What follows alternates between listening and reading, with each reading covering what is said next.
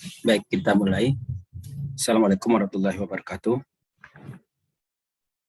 Waalaikumsalam warahmatullahi wabarakatuh. Selamat siang, salam sejahtera bagi kita semua. Salam sehat selalu. Ya, kita lanjutkan kuliah untuk mata kuliah dasar-dasar agronomi. Pada hari ini melanjutkan pembicaraan tentang pembiakan tanaman. Ya, yang pada minggu sebelumnya kita sudah membahas tentang pembiakan tanaman secara seksual atau reproduksi seksual. Ya, pada hari ini kita akan lanjutkan dengan reproduksi aseksual.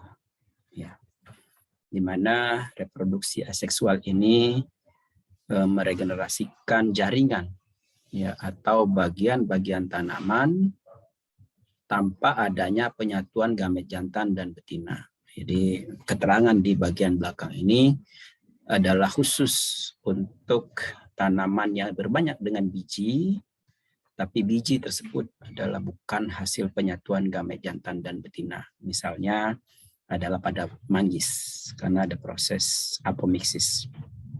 Atau juga pada biji-biji lain yang biji tanaman lain yang adanya polyembryonik. Ya, jadi jika lebih dari satu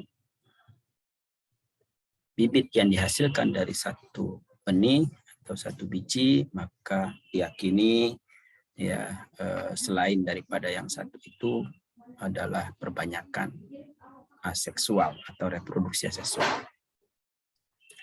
Ini dapat terjadi 100% alami, artinya kita tinggal tanam, ada organ-organ tertentu yang langsung bisa diperbanyak, misalnya anakan, ya, atau stolon dan lain sebagainya.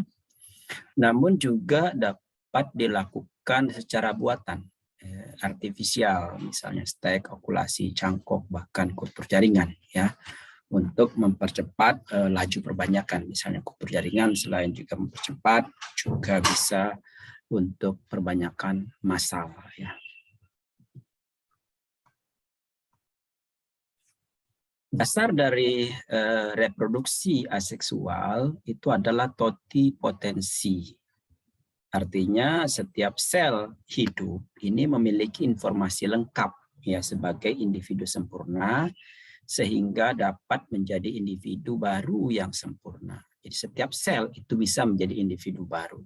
Ya, kalau pada tanaman saya kira sudah ribuan tahun ini berlaku, ya, dengan mudah, ya, karena dia ada juga perbanyakan vegetatif atau aseksual secara alami.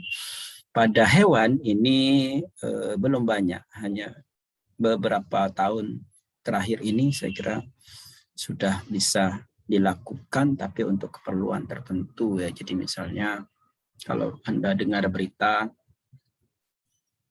ayam artifisial, daging ayam artifisial, ya, atau daging artifisial yang dihasilkan di laboratorium di Singapura misalnya, itu adalah konsepnya totipotensi. Jadi dia menggunakan sel, jaringan sel tertentu, ya. Jadi kalau misalnya ingin menghasilkan daging hanya dada saja, maka jaringan sel yang ada di dada kemudian dikulturkan sehingga akan menjadi daging yang mirip yang sama dengan daging dada ayam yang dipelihara secara alami. Jadi membuat daging artifisial di laboratorium. Ini dengan memanfaatkan totipotensi, ya. Setiap sel hidup tentunya memiliki informasi lengkap, ya, sebagai individu sempurna, sehingga kalau ditanam walaupun dia hanya satu sel bisa menjadi individu baru yang sempurna. Nah, contoh regenerasi untuk aseksual itu regenerasi adventif. Adventif itu tidak pada tempatnya, misalnya stek batang ini membentuk akar, atau stek akar membentuk tunas, begitu. Itu akar kan tidak pada tempatnya membentuk tunas, begitu, ya. Kemudian stek daun membentuk akar dan tunas, kemudian yang di daun itu sebetulnya tidak pada tempatnya untuk akar dan tunas. Itu regenerasi yang memunculkan organ lain yang tidak pada tempatnya itu disebut dengan adventif, ya, regenerasi adventif, gitu ya. Pada daun ini contohnya adalah cocor bebek dan violses, ya. Ini adalah dua-duanya tanaman hias.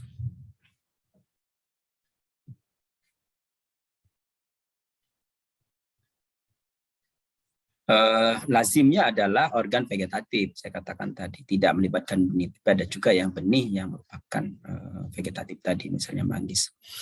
Kemudian dasarnya, basisnya, ya, basis dari totipotensi itu pembelahan mitosis, ya, di mana genotipe hasil pembiakan sama dengan tanaman induk, ya. Nah, karena pada saat pembelahan mitosis, sel-sel baru yang dihasilkan mempunyai genetik yang identik dengan sel-sel induknya. Sehingga kalau sel-sel baru itu menjadi organ dan organ itu diperbanyak menjadi tanaman baru, maka tanaman baru itu identik dengan induknya, ya. Ini adalah pembelahan mitosisnya, ya. Jadi dasarnya ada reproduksi aseksual di mana jumlah kromosom setiap sel anak yang dihasilkan sama dengan sel asalnya atau sel induknya. Jadi kalau jumlah kromosomnya 2, maka akan menghasilkan masing-masing sel anak jumlah kromosom 2. Kalau 10 akan 10, kalau 20 akan 20, kalau pada padi 24, maka jumlah kromosom sel baru yang dihasilkan itu adalah 24. Dan itu identik, ya, genetiknya dengan induknya. Jadi kira-kira ini ilustrasi dari This diploid cell contains 2 sets of 3 chromosomes. Mitosis is preceded by DNA synthesis in S phase of the cell cycle. Each chromosome is replicated. The nuclear membrane breaks down and spindle fibers appear. The sister chromatids line up at the equatorial plane and spindle fibers attach to each centromere. Sister chromatids are separated as the spindle fibers pull them toward opposite poles. The cell divides and a nuclear membrane reforms around each daughter nucleus. The result is 2 identical daughter cells. Ya, jadi hasil pembelahan mitosis ini jumlah kromosom dan kandungan-kandungan selnya identik dengan sel asalnya tadi. Sel asal 1 menjadi 2. Nah, ini adalah dasar mengapa pada saat pembuahan vegetatif itu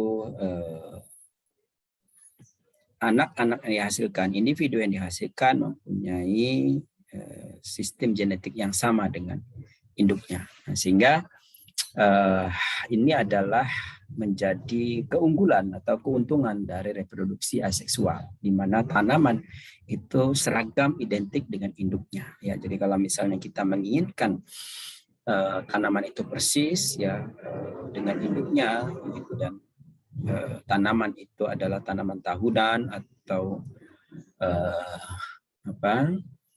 kita tahu dia menyerbuka silang yang kalau diperbanyak dengan biji itu akan beragam rupa, maka salah satu cara agar dia seragam adalah menggunakan pembiakan vegetatif, ya, aseksual. Salah satu keunggulan lainnya adalah dapat mempercepat masa produktif. Misalnya manggis itu kalau terbanyak secara vegetatif dia akan lebih cepat, ya, kalau okulasi, gitu ya. Durian, ya, durian itu bisa 7-10 tahun baru berbuah. Dengan cara vegetatif maka 4 tahun 5 tahun sudah mulai, 4 tahun sampai 5 tahun ini sudah mulai berbuah, ya. Juga lebih mudah dilakukan, misalnya stek dan struktur khusus, ya, tidak terlalu sulit, dan juga dapat menggabungkan 2 atau lebih genotipe dalam satu individu tanaman, baik melalui penyambungan maupun okulasi. Ini terkadang tanaman itu tidak tahan terhadap patogen tanah, hama dan penyakit tanah. Padahal dia mempunyai keunggulan dari segi produktivitas dan kualitas hasil. Ya, misalnya durian musangking atau durian montong atau durian lokal yang enak begitu ya. Utamanya adalah durian Sangking dan montong yang dirasa enak, tetapi itu daya adaptasinya di Thailand dan Malaysia misalnya, sehingga kalau ditanam di Indonesia yang curah hujannya sangat tinggi, khususnya di Bogor, mungkin dia tidak dapat beradaptasi dengan baik sehingga mudah mati. Sehingga perlu disambung dengan durian lokal Bogor yang beradaptasi pada curah hujan yang sangat tinggi. Batang bawahnya adalah durian Bogor, batang atasnya kita gunakan montong misalnya, seperti itu. Oleh karena itu, pada negara tertentu itu ada rekomendasi khusus kalau batang atas ini, batang bawahnya ini, begitu ya. Bahkan bisa dilepas juga varietas batang bawah. Nah, kalau di Indonesia kadang-kadang itu masalahnya. Tidak ada rekomendasi untuk batang bawah, sehingga penangkar-penangkar terkadang yang penting adalah berasal dari biji itu digunakan batang bawah, sehingga ini menyebabkan ketahanan terhadap penyakit, hama dan penyakit tanah ini tidak terlalu baik ya, bahkan tidak rata antara setiap varietas ya, dalam tiap varietas begitu ya, karena ada yang cepat mati, ada yang tidak gitu. Nah, itu akibat dari batang bawah yang berbeda-beda.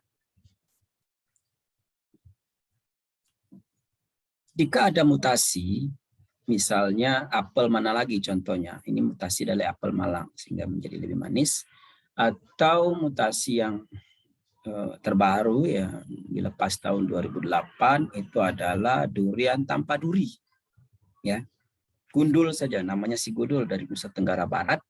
Itu mutasi secara alami, muncul satu tanaman di lereng gunung, kemudian bantu dilepas oleh Mekarsari, ya, itu masih ada Mekarsari, dan pemerintah daerah, sehingga jadilah durian si gundul. Setelah dilepas, maka mutasi yang terjadi itu dilestarikan melalui perbanyakan vegetatif.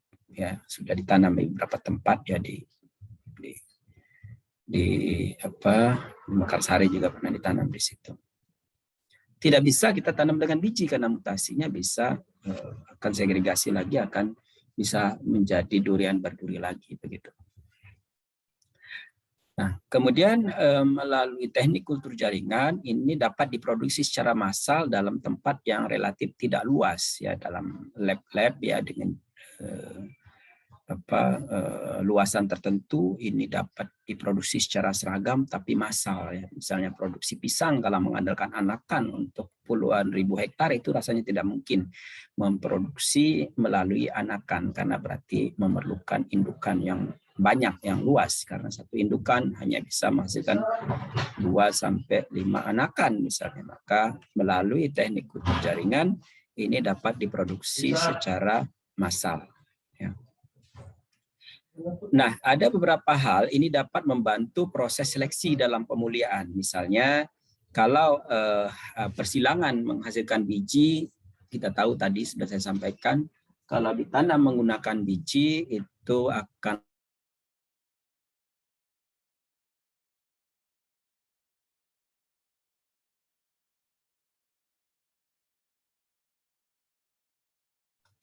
jadi dapat membantu proses seleksi dalam pemuliaan. Kalau dengan menggunakan biji dia akan lama, sehingga ketika bijinya muncul langsung diokulasikan ke tanaman yang sudah ada. Ya, sehingga dalam waktu 3-4 bulan tadi yang dari biji sudah mulai berbuah. Begitu. Kemudian jadi kita langsung bisa melakukan seleksi hasil persilangan. Kalau nunggu persilangannya dari biji tadi memerlukan waktu 10 tahun misalnya. Kemudian tanaman lebih mudah terbentuk melalui reproduksi seksual, misalnya pada nenas, dengan cara mahkotanya slip, shoot, dan saker, anakan segala macam, karena nenas itu bijinya sulit terbentuk karena ada ketak serasian sendiri, self incompatibility. Barangkali Anda pernah lihat biji nenas begitu ya. Nah, biji nenas itu sulit terbentuk karena tidak mungkin diserbuki oleh polennya sendiri karena ketidakserasian sendiri ini. Ya, polen tidak bisa membuahi sel telur. Sebelum saya lanjutkan, ada pertanyaan? Ini crown, ya, ini stem, ini slit, ya, ini shutter, kan. Bahkan bisa juga menggunakan daun, ya, daun yang ditancapkan pada nanas itu juga bisa menjadi individu baru. Ya. Yang penting medianya cocok. Ada pertanyaan?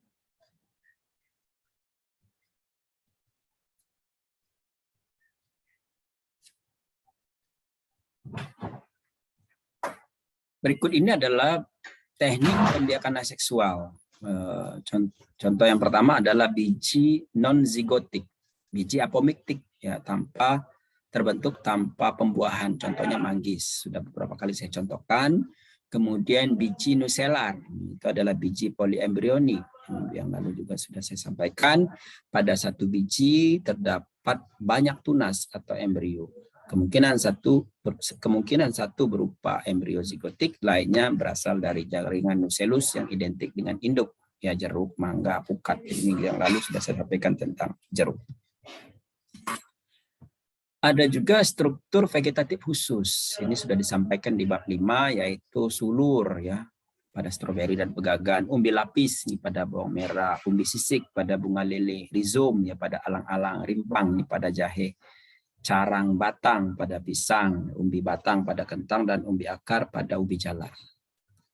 Struktur khusus ini biasanya bagi tanaman ini untuk bertahan hidup, ya, pada kondisi suboptimum karena ada cadangan makanan di sana. Rizom misalnya, rimpang itu ada cadangan makanan di sana, ya. Nah, pada keadaan tertentu dia mengalami dormansi, sehingga di situ ada nilai ekonomi. Jadi kalau jahe itu dipanen tidak langsung bertunas, itu bisa dimanfaatkan, ya. Nah, kemudian cara vegetatif buatan, ya, induksi akar dan pucuk adventif. Cangkok misalnya itu adalah menginduksi akar, ya, tanpa ada batang bawah. Dia hanya mengambil salah satu cabang, kemudian diinduksi akarnya dulu sebelum dipisahkan dari tanaman induk. Nah, kemudian kalau stek itu langsung dipisahkan dari tanaman induk, ditancapkan pada tanah media tanam tertentu, ya, baik itu stek akar maupun stek tunas, ya, maupun stek dari daun tadi, nanas atau cocor bebek, ya. Nah, ini medianya harus tertentu dan harus dibuat perlakuan tertentu, ya, misalnya diatur kelembapannya agar dia tidak cepat kering dan diinduksi perakarannya melalui zat pengatur tumbuh, misalnya roton F, ya, roton F untuk merangsang tumbuhnya akar, gitu, ya. Nah, kemudian merunduk, ya, bentuk sederhana dari cangkok dirundukkan dulu, kemudian di dalam tanah atau dilewatkan ke bagian tanah tertentu, gitu, ya. Kemudian setelah berakar baru dipisahkan dari tanaman induknya. Yang umum dilakukan juga adalah grafting dan budding, ya, menyambung dan mengokulasi, ya. Nah, kemudian yang kelima adalah kultur jaringan. Ini adalah contoh tunas adventif, ya, pada cocor bebek, ya. Kemudian ada umbi batang, ini sebetulnya adalah batang, ya, pada kentang. Kemudian umbi lapis nih pada bawang, ini. Kemudian sulur nih pada stroberi, ya. Jadi umbi lapis ini akan bisa punya calon anakan kalau misalnya banyak, kalau misalnya umbi lapisnya dipotong, gitu, nanti akan terangsang muncul banyak anakan, ya. Beberapa petani melakukan inovasi seperti itu, dipotong 25% bagian atas sehingga anakan akan muncul lebih banyak, ya. Kalau tidak dipotong misalnya hanya 2 atau 1, ya. Kalau dipotong menjadi lebih dari 3, misalnya seperti itu. Nah, mari kita lihat yang reproduksi aseksual yang buatan. Artificial vegetative propagation.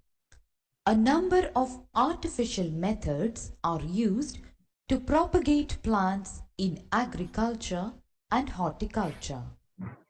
Some of these methods are layering, cutting, grafting, and tissue culture. Let us discuss about these methods. Layering. In this method, a lower branch of a plant is bent down close to the ground and covered with moist earth in such a way that its growing tip remains above the soil surface. After a few days, the covered portion of the stem usually produces adventitious roots. The rooted branch is then cut and grown as an independent plant. This method is used to propagate plants such as jasmine, and it occurs naturally in black raspberries. Cutting. For cutting, we have to select a healthy young branch with a few nodes and internodes. Then cut off the branch and remove most of its leaves. Now the cut end is stuck into some good moist soil. Look at the cutting after some days. We can see that it develops roots and grows into a new plant. This method is used to propagate plants like rose, sugarcane, and pineapple. Grafting. The art of joining parts of two plants in such a way that they grow as one plant is called grafting. For doing grafting, select a plant and then detach a twig or bud from it. This twig is called scion. The scion is then kept over the cut stem of another plant. This is called stalk, and it has an extensive root system under the soil. The two cut surfaces are bound together and the joint is covered with wax to prevent evaporation and also to stop infection. The tissues of the stalk and scion join together to form one plant, with the stalk supplying all the essential nutrients to the scion. This method helps to combine desirable features of two plants. For example, a high-yielding variety of a fruit is grafted to another of the same species known for its toughness. Then we get a tough, high-yielding variety. Mango, rubber, apple, pear, citrus, and guava are propagated through this method. Tissue culture. It is a modern method of vegetative propagation. Let us understand the steps in this process. For tissue culture, first cut a piece of tissue from a desired plant and then keep it in a nutrient medium under controlled conditions. This tissue grows into a mass of cells called callus. Later on, callus formed is transferred in a different nutrient medium, which makes them develop into new plantlets. These plantlets are now grown in pots of soil. Tissue culture is used in the propagation of orchids, chrysanthemum, etc. Ya, itu adalah contoh 4 kelompok ya pembiakan vegetatif ya, ada merunduk tadi, kemudian stek, kemudian menyambung atau kulasi dan kultur jaringan. Ya, ini adalah contoh ya mencangkok ya. Ini merangsang tumburnya akar, ini yang sering dilakukan oleh petani maupun hobis ya. Jadi batang dikelupas ya, kemudian disiapkan media tanam yang bisa menahan air ya di dalam plastik, maupun juga diberi wadah sabut kelapa, kemudian bagian dari kulit yang dikelupas tadi yang ditempatkan pada media yang sudah disiapkan, kemudian baru diikat dan beberapa minggu biasanya dia sudah mulai berakar baru dipisahkan dari tanaman induknya. Ini stek begonia itu bisa stek daun, satu daun ini bisa menjadi individu. Ini merunduk tadi ya, jadi di bagian dari cabang dilewatkan ke dalam tanah, ini menjadi berakar di dalam tanah, kemudian baru dipisahkan dari induknya. Kemudian menyambung dan okulasi. Ya. Nanti kita akan lihat bedanya. Menyambung itu lebih dari satu mata tunas, ya, kemudian dijadikan batang atas, ya, dan ada batang bawah. Menyambung dengan okulasi ini sama-sama ada dua individu, ada batang atas tadi disebut dengan sion dan batang bawah itu disebut dengan stalk, ya, tadi di video tadi, ya. Jadi disiapkan dulu batang bawahnya dipotong, kemudian dibelah sesuai dengan ukuran batang atas, kemudian ambil batang atas, ya, yang dibuat lancip, ya, agar dia bisa disisipkan ke batang bawah seperti ini, kemudian diikat dengan tali plastik agar dia tidak goyang, sekaligus juga menjaga kelembapan yang pengikatan itu.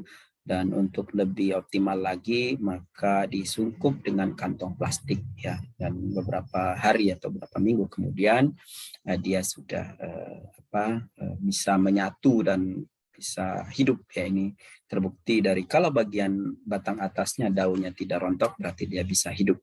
Nah, ini juga bisa digunakan untuk memperbanyak keragaman dalam satu individu, ya. Anda pernah baca barangkali ada yang melakukan menyambung atau mengokulasi satu individu itu dengan banyak buah-buahan, tipe buah-buahan lain bisa sampai 30, ya, tipe buah-buahan. Jadi kalau Anda bisa terampil ini bisa menyambung berbagai macam mangga, ya, ada mangga adu manis, ada mangga Indramayu, ada mangga Kedong Gincu, semua mangga disambung dalam satu, itu buahnya banyak.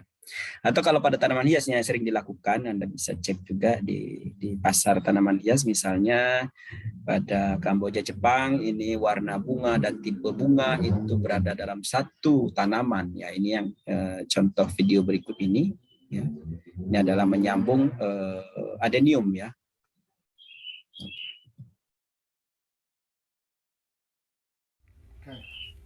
Hey guys, Growing Green Thumbs here.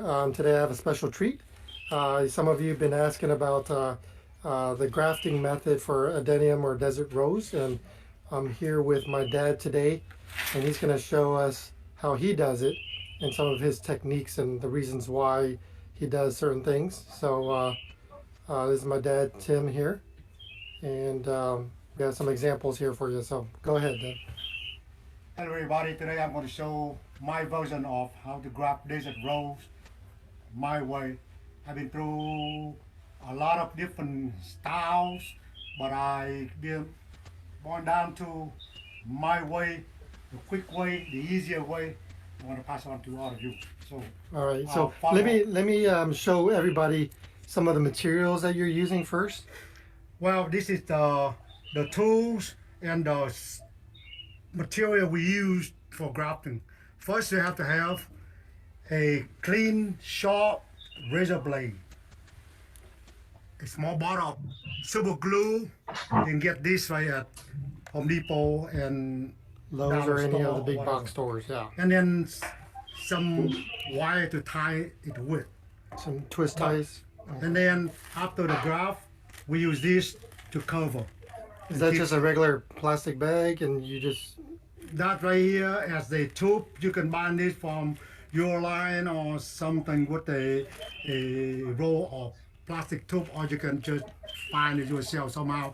I do with the staple gun here, and I cover one end and open the other end and use a twist to tie it up. Okay. At the end. Okay. Okay. So we'll show you guys how he uses that in a little bit. Okay. First, you have a root stock that you want to be grafted on to the root stock. the bird stock is the color and the type of flower from the plant that you want to use to grab onto the rootstock. So is this bird stock? so is this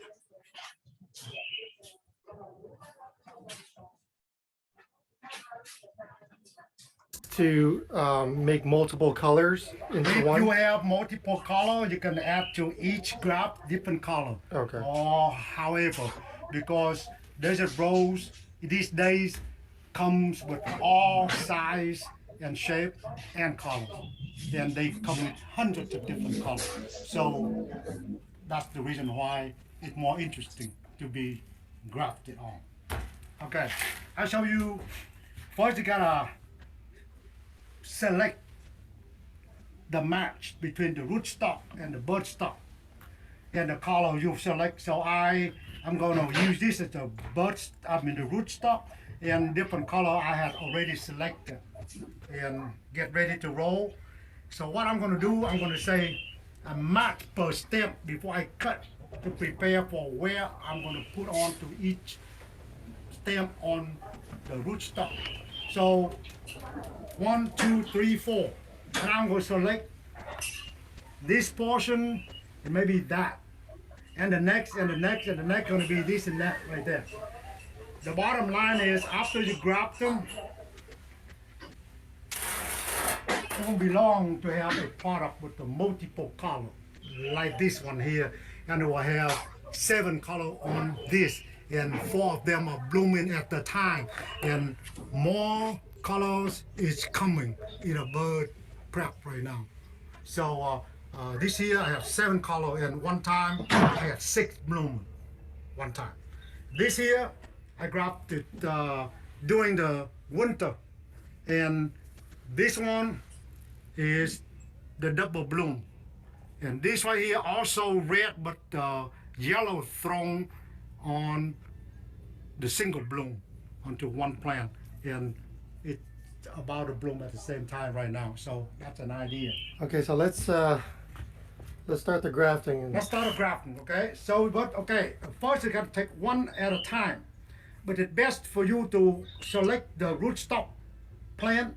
You try to grab everything you can all at once. The reason is you have to prepare, and then after the graft, you have to nurture them just like a recoup time period. So you don't want to do it too many times like that, because each time you got to recoup separately. So you do it all at once to be an ideal way. So right now, make it quick. I'm gonna take this one, and I'm gonna use this portion at the butt stop. I would suggest that you use the one that have already. So you need some growth. That I would prefer that. I'm going to use is the bigger size right here to cut. That I do it one time only. I'm going to cut like that. Cut that flat right there according to my cut. Okay. So just one clean cut. Okay. Every time you cut, sap will stick onto your blade, so you got to wipe them off clean. Right, because the sap is poisonous too. So and be careful. Now you have that, and now you cut the bird stock in about 3/4 inch portion or so. You cut that, and then. So it's just a small piece, huh? You don't have to cut it really. Clean your blade. Chunk. Okay. And then you apply onto. Oh, that fits pretty well too. Yeah. About the same it's size. very close to the size. Same diameter, right? Very close to the size. Now, an ideal way is to turn it into the point that can stand by itself. That's an ideal way, and it is slightly pushed down, and try not to damage the surface.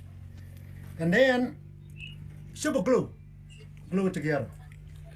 Just the outside, seal off the seam. So you don't need a seal. You don't need to put it on the base or the bottom. No. You just don't. The surface has to be contact on its own sap, Okay. on surface.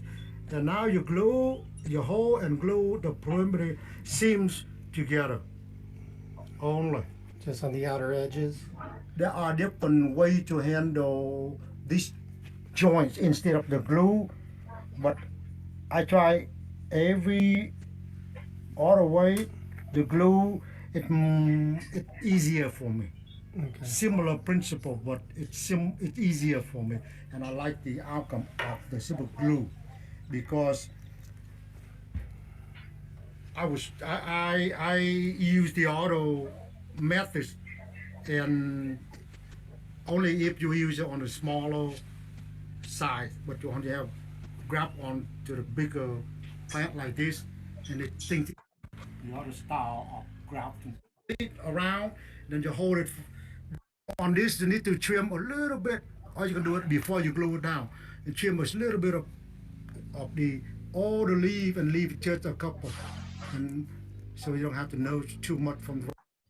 And now you gotta keep it from drying out so fast, and keep the moisture stay intact with the whole new scion, so it won't dry so fast. Okay, so So you're this, using this. this plastic tube here will be a curve or sleeve down like this, and then you wrap around it, create a little air pocket inside. Then you take this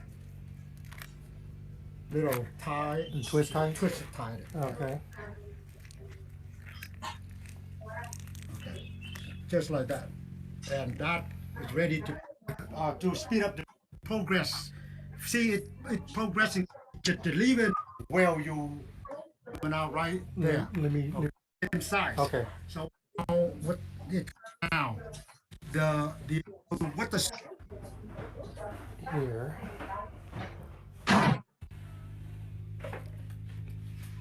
Ya, oke. Jadi itu adalah tahapan sambung pucuk ya pada adenium. Tadi siapkan batang bawah dan batang atas. Ya, batang bawah biasanya berasal dari biji agar bentuk batang bawahnya itu bagus gitu ya. Ada menggelembung. Kalau dari stek nggak akan gelembung. Kemudian menggembung, bukan menggembung. Kemudian batang atasnya kita siapkan dari berbagai warna dan bentuk bunga agar bisa gabungkan jadi satu tanaman. Kemudian tadi menggunakan pisau yang sangat tajam ya, dan harus bersih. Kemudian menggunakan lem super glue agar tidak goyang ya antara sambungan batang atas batang bawah.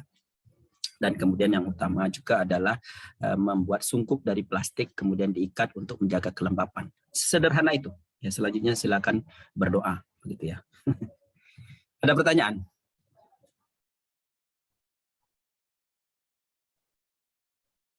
Silakan, Emilio ya. Silakan, Emilio. Terima kasih Pak. Sebelumnya saya izin bertanya, kalau misalkan grafting itu kan tadi kebetulan hanya satu pucuk aja ya Pak yang dilakukan grafting. Nah kalau misalkan dilakukan grafting itu misalkan misalkan ada 3 atau mungkin 4 dalam waktu sekaligus itu, apakah hasilnya akan sama dengan melakukan satu kali grafting saja atau akan berbeda ya Pak?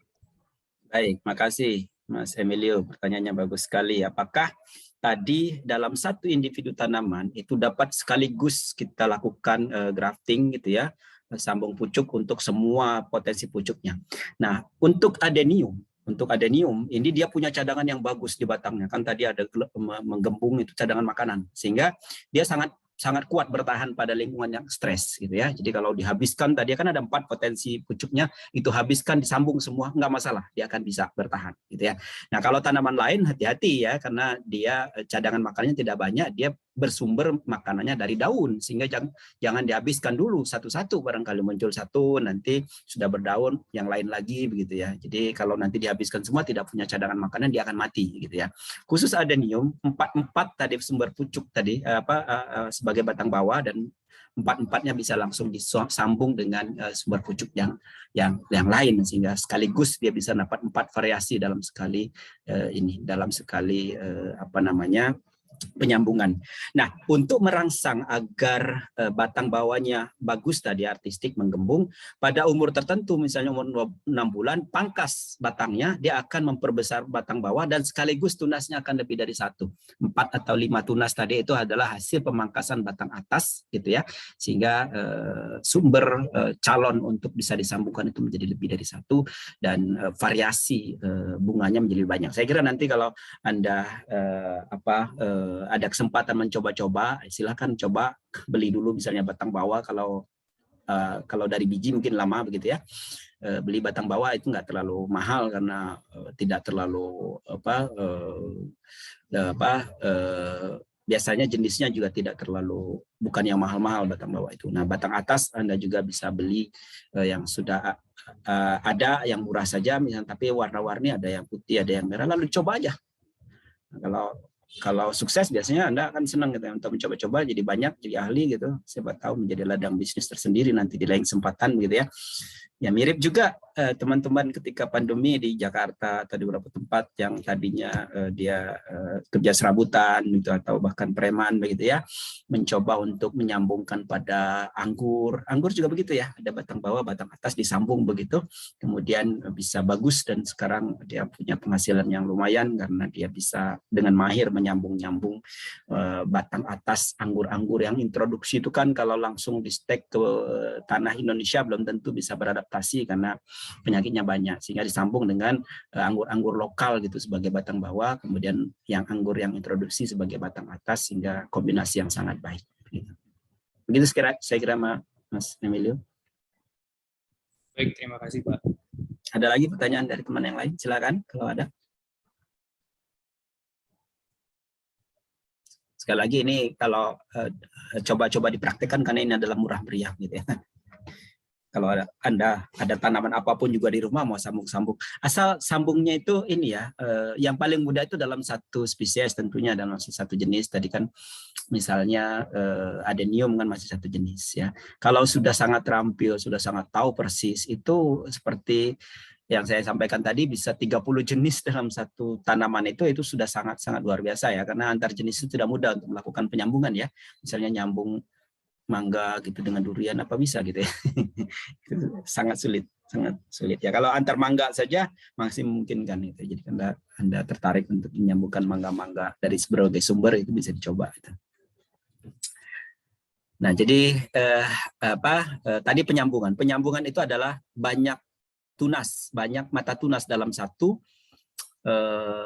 batang atas tadi ya. Sementara okulasi bedanya sama-sama menggunakan dua individu, batang atas dan batang bawah, tetapi pada okulasi hanya satu mata tunas saja. Jadi kita hanya ambil satu mata tunas, kemudian batang bawah dibuat sayatan di batangnya, kemudian entres istilahnya tadi, batang atas itu entres, ambil bagian mata tunasnya, kemudian ditempelkan ke bagian yang sudah disayat tadi ya, kemudian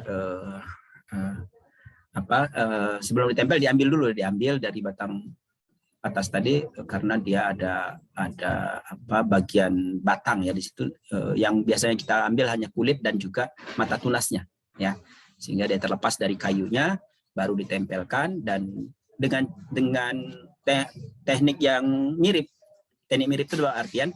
Yang pertama, dia jangan sampai bergerak sehingga perlu diikat kuat dengan plastik, ini ikatnya plastik ya. Yang kedua, ada kelembapan di situ sehingga plastik juga sebagai melindungi agar dia tidak kering begitu ya. Jadi sambungan itu tidak bergerak, apakah menggunakan pengikat ya dari plastik atau juga menggunakan lem tadi, lem glue yang sangat kuat begitu ya. Kemudian lindungi dari kekeringan ya dengan cara menyungkupnya dengan plastik, atau kalau ini mengikat dengan plastik langsung bisa terlindungi dari kekeringan ya, kelembapannya terjaga sehingga dia bisa tumbuh. Nah, kalau sudah tumbuh begini, jaga agar yang tumbuh itu hanyalah batang atas saja, batang bawah tidak tumbuh. Kalau ini menjadi satu individu satu ini ya, tadi ditanyakan oleh Mas Emilio, satu individu batang bawah, satu individu batang atas, jadilah misalnya karet. Karet itu satu individu ya. Karet, kakao, kopi, semuanya itu satu individu batang atas, satu individu batang bawah. Kalau tanaman hias tadi ya begitu. Atau tanaman yang memang eksotik dari berbagai macam mangga itu di satu lahan ingin di dalam satu tanaman itu bisa ya. Di perkebunan biasanya adalah satu jenis saja ya. Maka ini juga bisa menjadi ladang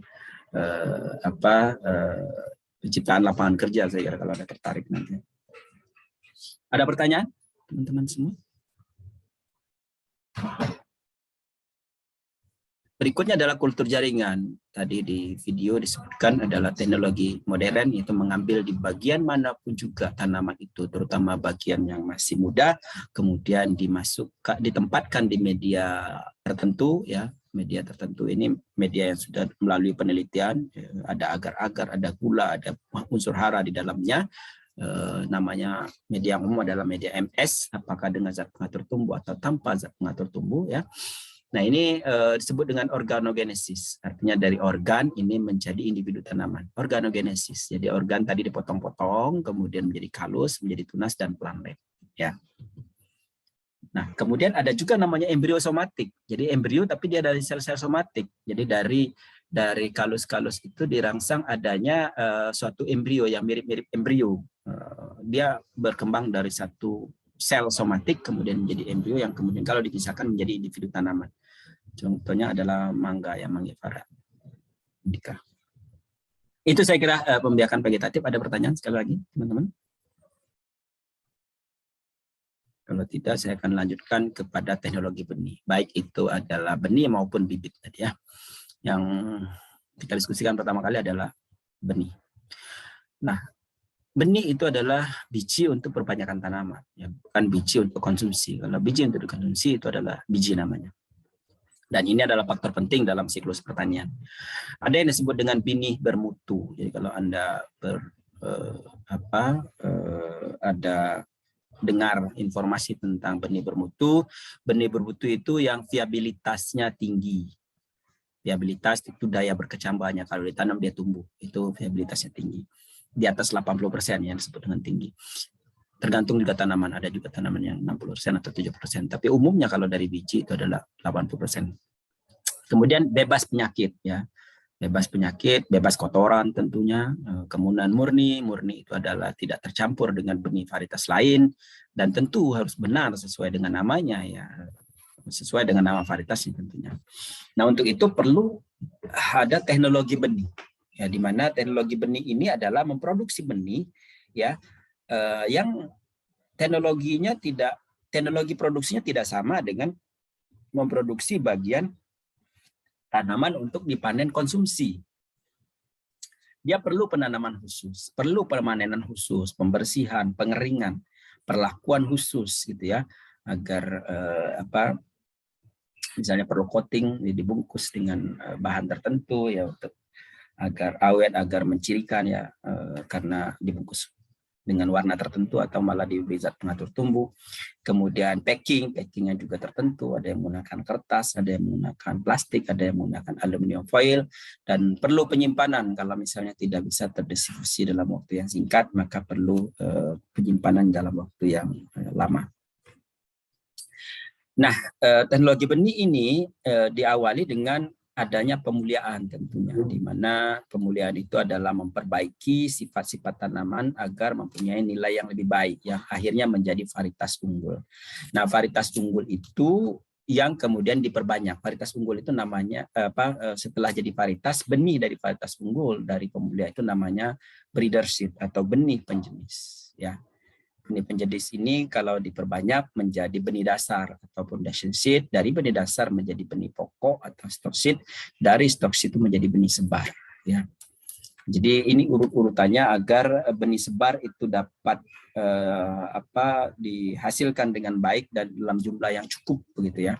Dan terkadang petani itu menggunakan benih stok untuk dibudidaya karena berbagai alasan. Tapi yang betul itu harusnya adalah benih sebar, yang benih bersertifikat.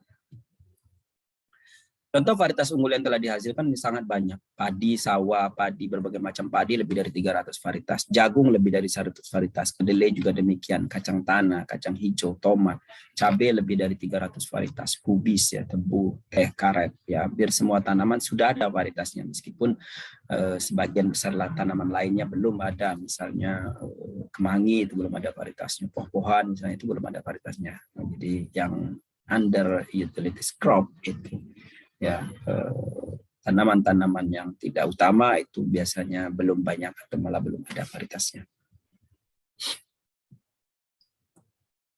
Nah, dari varietas unggul yang dihasilkan oleh pemulia untuk keperluan petani, ya, agar bisa mencukupi keperluan petani, maka diproduksi benihnya. Produksi benih itu bertujuan untuk memperbanyak, ya, memperbanyak benih gitu ya, yang dapat dilakukan di lokasi yang sama untuk memproduksi cropsnya, tomat, semangka, tapi beberapa jenis tanaman harus di lokasi khusus, ya, agar tidak membawa penyakit, tidak menularkan penyakit dan sebagainya gitu ya.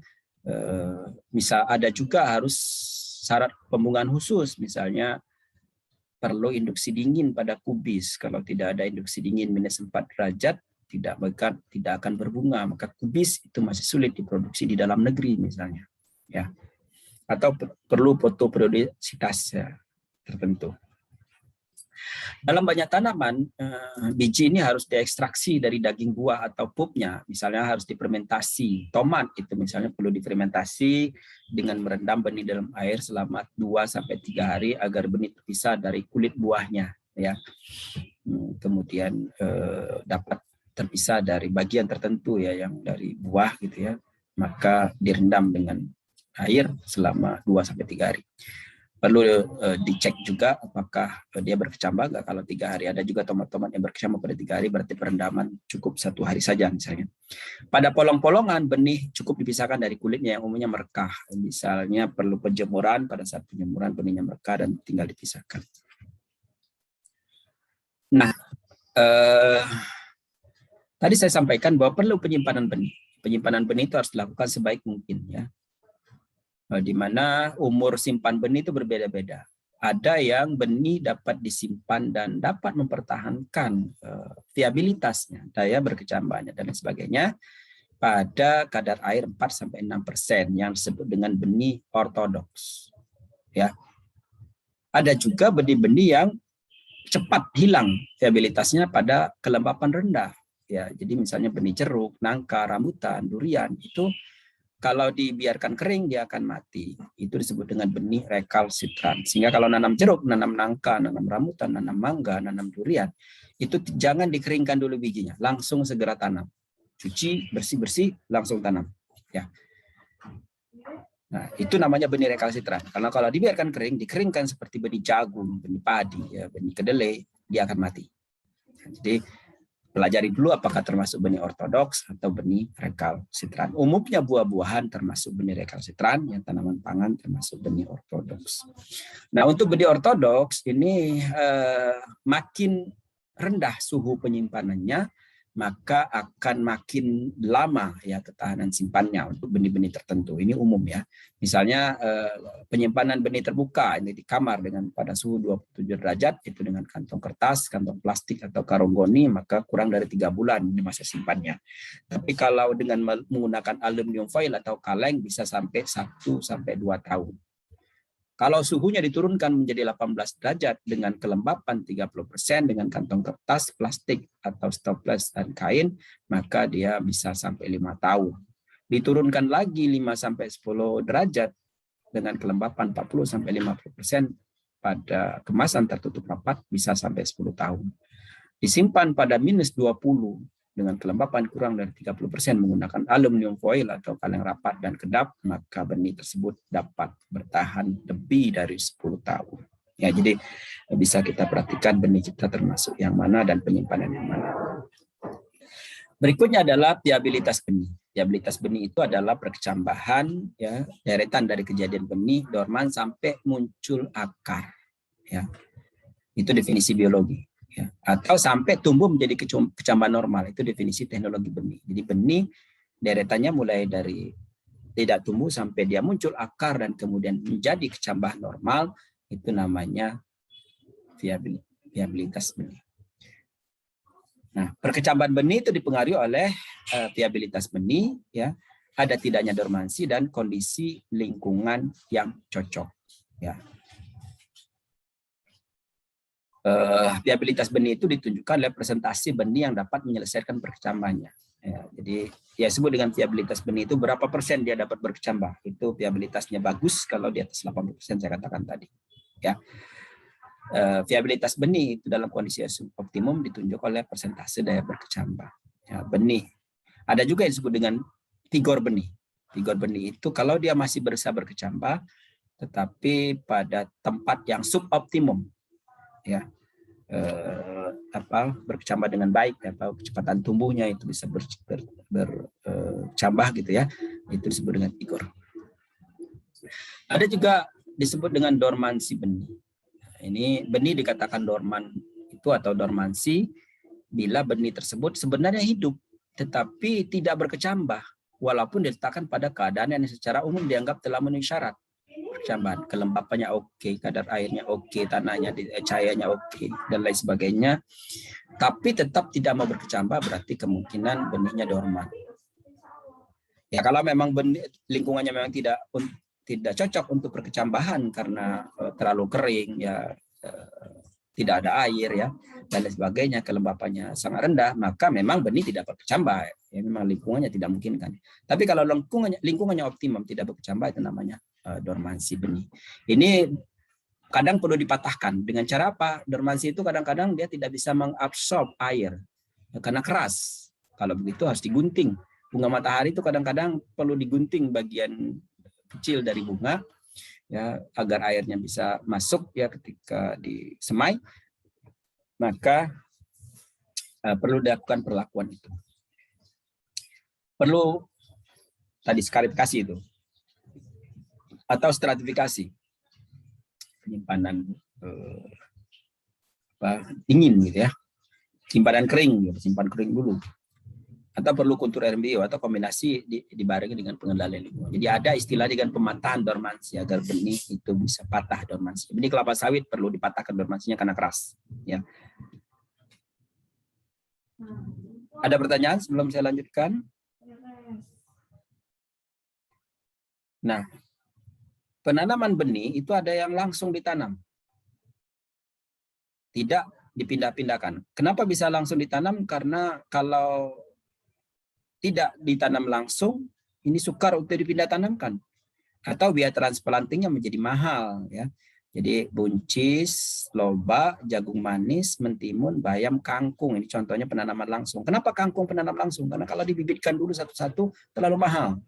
Biaya bayam juga begitu. Bayam harus tanam langsung, kalau dibibitkan satu-satu berapa biayanya? Ya, mentimun mungkin kalau dipindah tanamkan sukar karena dia mati. Jagung manis juga kalau dia pindah tanamkan akan mati. Ya, buncis juga akan mati kalau dipindah tanam, makanya tanam langsung. Namun ada kalanya sebelum tanam langsung sebaiknya benih direndam dulu, ya, selama semalam agar terinisiasi atau kalau ada dorman bisa patah dormansinya agar dapat berkecambah dengan lebih serempak. Itu penanam langsung. Ada juga disebut dengan transplanting, pindah tanam. Ini ditanam dulu bibitnya di suatu wadah, ya, bisa di tray semai, bisa di wadah khusus, ya, kadang dari daun pisang, kadang dari bungkus nasi, begitu ya, untuk tanaman-tanaman yang nilai komersialnya tinggi atau mudah bisa untuk dipindah tanamkan, ya. Ada juga yang bisnis sendiri, ya, perusahaan yang menyiapkan bibitnya, jadi tidak perlu repot-repot. Jadi bila bibit semai itu sudah dipindah tanamkan seperti mentimun, melon, semangka, benih bisa ditanam di wadah individu, jadi misalnya tray semai, polybag, dan lain sebagainya. Nah, ini adalah manajemen pembibitan yang berbasis pembiakan aseksual. Jadi kalau tadi berbagai macam informasi tentang benih, sekarang ada tentang bibit, bagaimana bibit itu disiapkan terlebih dahulu sumbernya, ya, disebut dengan nuclear stock, ya, pengembangan sumber itu dianalisis, kemudian dilihat apakah bebas virus atau tidak, karena virus terbawa, ya, bibit, ya, kalau ada misalnya penyakit yang lain adalah CPPD pada jeruk, harus diyakini dulu bahwa bebas CPPD, karena kalau diambil dari tanaman induk itu pasti akan menular ke tanaman baru ya. Kemudian dibuat mother block namanya, foundation block ya.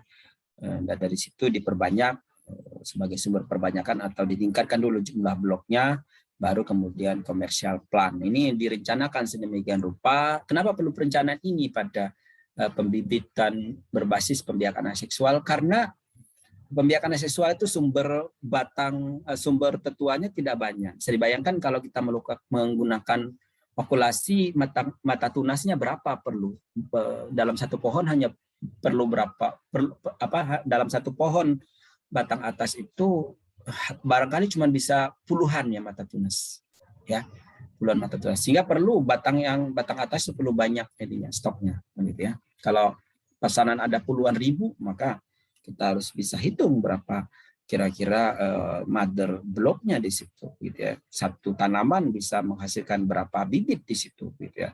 Kalau menggunakan stek itu sampai gundul itu berapa gitu ya jadinya. Jadi sehingga perlu direncanakan yang sangat baik ya, agar sesuai dengan permintaan ya. Dan tentu ini perlu dihitung waktu juga kalau ada pesanan bibit seperti ini ya. Kalau ada pesanan bibit misalnya bibit okulasi 100.000 saja pada mangga, ini saya kira perlu perencanaan yang luar biasa ya untuk dipenuhi. Ada pertanyaan dari yang saya jelaskan tadi maupun dari minggu sebelumnya? Silakan kalau ada.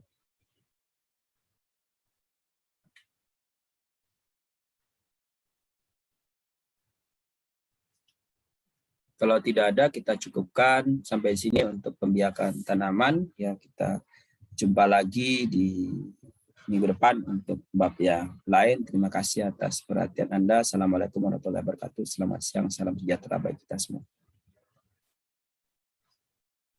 Waalaikumsalam warahmatullahi wabarakatuh. Terima kasih banyak Pak. Ya, sama-sama. Dan saya akan end meeting for all ya.